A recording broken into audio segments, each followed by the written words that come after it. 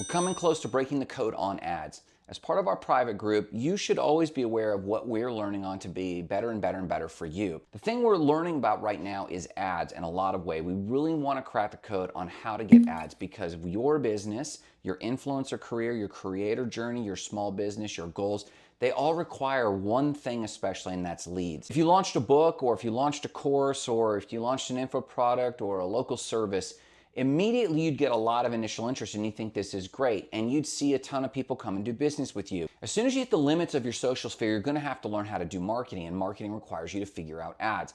We're learning ads in a constructive way, and here's a few quick tips that I'm learning from Facebook ads and all of my experimentation. Number one, start all of your ad experimentation at midnight. Ads that start at midnight tend to perform better than ads that might be running for 24 hours or 48 hours or 7 days, and they started middle of the previous day. When you start at midnight, for some reason, it tends to perform better at a lower cost per click.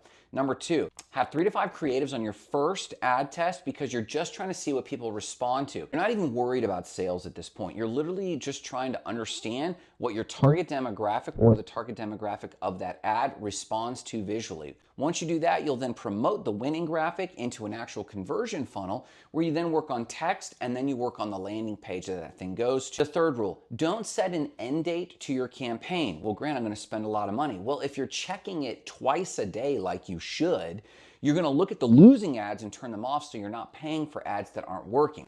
So you set a budget. Here's the fourth thing. Set a budget for $50 or more so that you get a good test out of the gate. Once you tend to know what graphics work well with that demographic, you can then scale back what you're spending daily as you experiment with text and landing page conversions. But you know the visual graphic works with that demographic. You can spend much less than $50 a day at that point, and that buys you time to keep improving on the landing page experience and the text and conversion from the clicks. Number four, don't have an end date on that campaign. And I know what you're going to say, Grant, I'm concerned I'm just going to spend hundreds of dollars and not get any clicks. No, you're only spending this large budget for the first 24-hour period. After that, you're going to reduce your budget dramatically, but the chances are if you have 5 graphics and you're spending $50 for all 5 graphics, you're only spending about $10 a graphic, and you're figuring out, hey, this graphic doesn't work, this graphic, you're turning those off, and then midday you go, I already know what my winning creative is, my winning graphic is, so you could turn it off, and chances are by midday, 12 hours later, you've only spent $25 to $35. You've turned it off because you're paying attention to it. But the reason you don't set an end date is that it performs differently in the algorithm. It starts to go broader. It starts to engage the algorithm much more quickly. And then the fifth tip is this: just start. Just start testing your ads immediately. Learn what your audience responds to. Test the colors, test the style. Make sure you're testing a variety of things.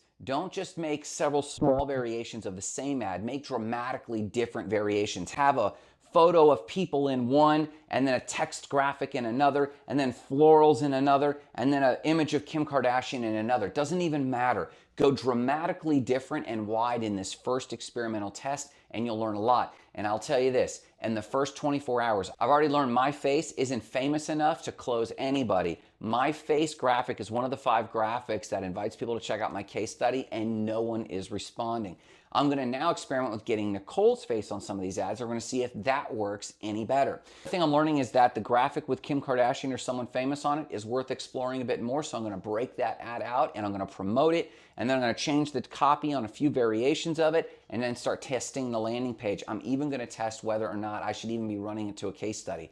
We did an experiment where we ran to make money as a creator versus case study with Craig. Case study with Craig won above and beyond all others. And so we started running with that text. Now that we know that our Kim Kardashian graphic is doing better than any other ad, we're going to change the text, change the language, and change the decor. We're going to use gradients in one. We're going to use florals in another. We're going to use a feminine look and a masculine look, and then we're going to change the text and experiment with whether or not they want to go to a case study or whether or not they just want to go to the checkout page right away. So that's our next experiment. Hopefully you learned something here, but number one thing you want to do is just start your ads.